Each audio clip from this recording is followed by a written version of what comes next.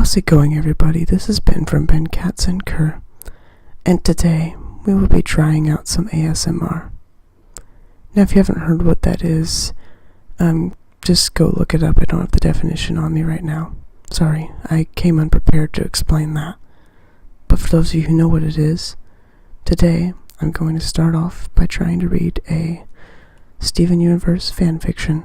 Now, I know that may already sound cringy to you, but I assure you, it won't be. Or maybe it will. We'll just go on this lovely adventure together, now won't we? So sit back, relax, and listen to my voice. My sweet, buttery voice. Okay, this one is called ASMR by ultimateumbreon. Now, if you want me to take this video down, that's okay. ultimateumbreon. Go ahead, comment, email me, whatever you want to do. But I just really wanted to give this a try, so please go easy on me, folks. I'm just giving this a little shot, because my friends said it would be something really interesting if I did it. Okay, so who's ready for some juicy fan fiction? I'm just kidding. It's not juicy at all.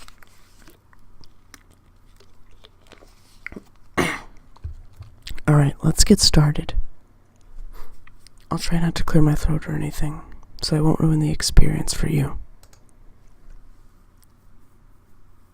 This one is a Lapis X Peridot fanfiction, so bear with me. No ship hate or anything like that. Just deal with it, okay? Just deal with it. Just freaking deal with it. Okay, are you ready? Alright. Lapis Lazuli had come to appreciate several features the Earth had to offer ever since she decided to stay on the planet. Steven was perhaps her favorite thing. He had a kind heart and was willing to listen to anything she was willing to say. She had also came to love the nature and plants and the insects that would crawl on her arms as she laid in the fields near the barn. She'd fly over the forest of trees and the bustling beachside city that Steven called home. It was far from homeworld, but she was warming up to it very quickly. Oddly enough, another humanly thing Lapis came to enjoy was listening to ASMR. Steven purchased both her and her new roommate, Peridot, a mobile device called a tablet. It had a touchscreen and was able to access another world full of endless data and content. Peridot was the one hogging it most of the time, recording herself talking for minutes on end about her earthly discoveries in the latest episodes of that Camp Pining Hearts program. But when her smaller green roommate was occupied with another task, Lapis would steal it for her own use. She'd always been on this video streaming application, just occupying her time. There was a search feature where she'd type whatever she was feeling to find infinite results. She'd find videos of the sea, earth foods, and animals performing funny behaviors. One day, Lapis was in a tense state of mind. She had remembered her days trapped in a mirror, and when she was fused with Jasper under the ocean. As much as she'd like to forget, the pain returns whenever she least expected it. She needed a distraction, something to help her relax. Lapis flew to Peridot's side of the barn, swiped the tablet off of her work table, and brought it back to the corner that she dwelled in. She opened the app and simply typed the word, relax. Thousands of results popped up, and amongst the compilations of relaxing music Lapis was disinterested in, she found the video entitled ASMR, Microphone Brushing with Whispers and Tapping. Clicking on the video, Lapis was greeted to a human woman sat behind a microphone and whispering about what she was about to do, which she found a bit redundant. The woman began rhythmically tapping her fingers on the edges of the fuzzy microphone and whispering about random things going on in her life. The nerves on Lapis's mind went away very soon since playing the video, and her ears began almost tingling. The gem closed her eyes and began falling into sleep, her mind clearing to a blank state. It was not much longer before her short roommate began shaking her awake, begging for the tablet back to record her observations. Lapis awoke, feeling like a new gem, and was in a good enough mood to hand it back with no snarky banter. She went back, revisited, and discovered new ASMR videos almost daily.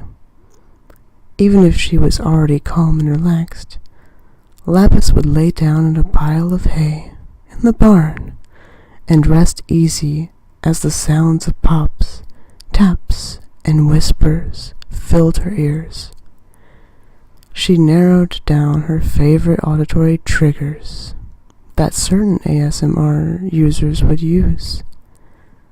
The videos were generally really long, and she'd waste a lot of the tablet's battery from keeping the app running, which would always cause Peridot to yammer and ramble.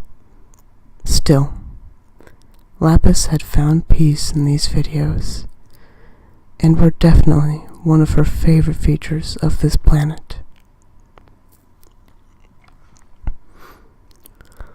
An unfortunate afternoon had arrived. Lapis's mind had relapsed in the visions of her days of imprisonment as Malachite attacked her all at once. She couldn't block it out, and it pestered her to no end. She needed her tablet. She needed her whisper videos. It was nowhere to be found. Shakily, she climbed the ladder to the loft of the barn where Peridot was stationed on the couch, watching her camp-related romantic dramas. Peridot, she gasped, grabbing hold of her barmaid's shoulder. Where is the tablet? I need my videos. The green gem didn't break eye contact with the television. It's right here. She held up the rectangular device in her hand. But, unfortunately, it has no use. The battery is drained, and the electrical power converter is gone. Lapis nearly exploded. You lost it? I didn't lose it. I simply misplaced it when shifting my tools of studies on my desk. It's gotta be here somewhere. You just didn't search well enough. Peridot turned to face the shattering blue gem. The water gem practically collapsed onto the empty end of the couch. Peridot, please, I'm not in the mood. I need my videos. I'm about to break down if I can't listen to them. What? You mean those autonomous sensory meridian response sequences? The ones that kill the battery in the tablet in the first place? I need them. Lapis practically curled into a ball on the couch and began breathing heavily and squeezing her eyes shut. Peridot had no idea what to do except place one of her hands on the gem of her accomplice. There's not really much you can do. The tablet won't power on. The only possible solution would be that I perform these for you. Lapis swung her head around at a moment's notice. Please, Perry. Their faces were mere inches apart. Just whisper in my ear. Peridot's face had flushed a dark shade of green. As she slowly searched for the remote to pause her episode, once the barn was quiet and easy, she cautiously motioned the gem to scoot closer to her, which she did. Okay.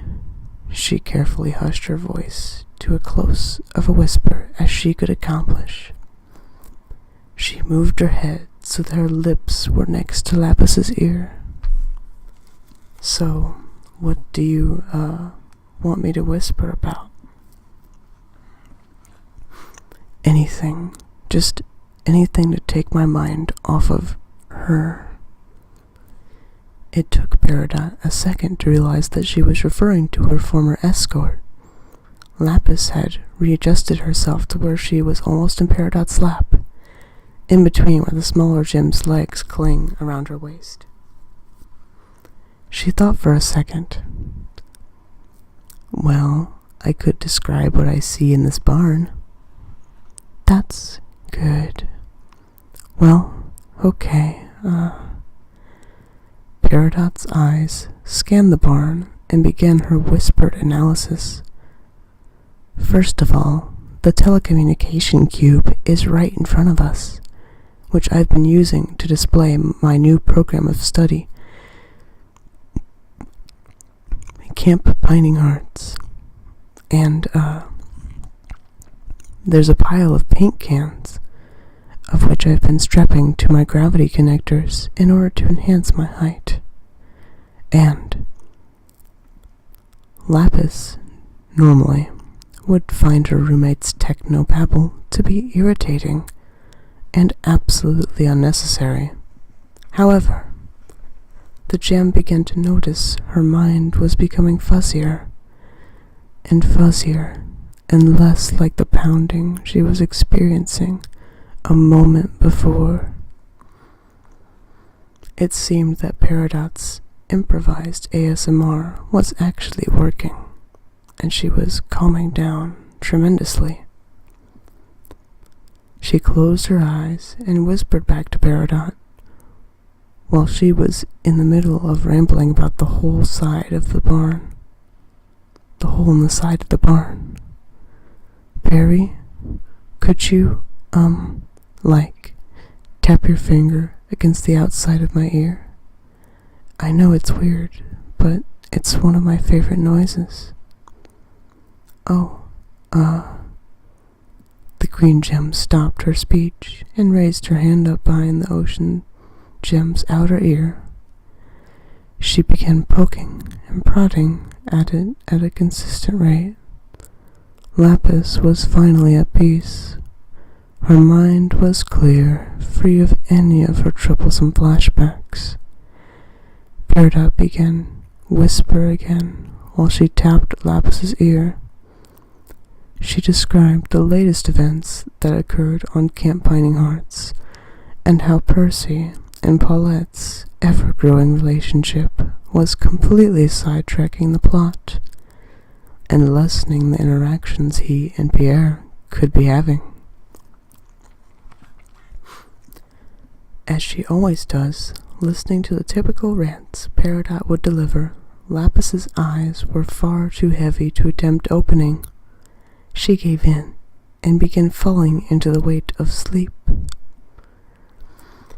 The last thought she had before starting her lucid dreams was that she wouldn't need ASMR videos anymore if Peridot was really this moving. If she ever has an episode, she's going to Peridot firsthand.